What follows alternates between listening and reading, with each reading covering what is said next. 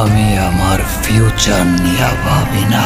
প্রচণ্ড মজার এবং ভয়ঙ্কর সুইট মারতে চাই।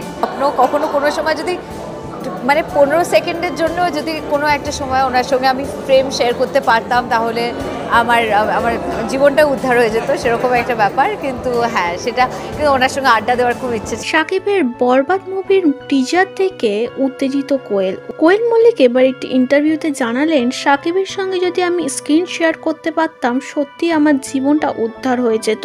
শাকিব খান নিজেকে এমনভাবে প্রেজেন্ট করছে প্রতিটা সিনেমায়, সত্যি তাকে নিয়ে কোনো কথা বলার জায়গায় থাকে না। শাকিব খান ভয়ঙ্কর সুইট লাগছে দেখতে এবং ভীষণ মজার। শাকিবের সঙ্গে জমিয়ে আড্ডা দিতে চায় একদিন।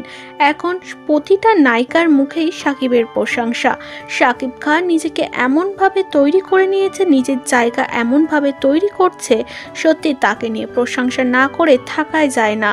তার রিলিজ করে গেল বরবাদ মুভির টিজার, এবার ঈদে রিলিজ করছে বরবাদ মুভিটি। ইদিকা অভিনীত সিনেমা এই মুভি যে সুপার ডুপার হিট হবে সেটা তার টিজার থেকেই সত্যি বলতে বোঝা যাচ্ছে।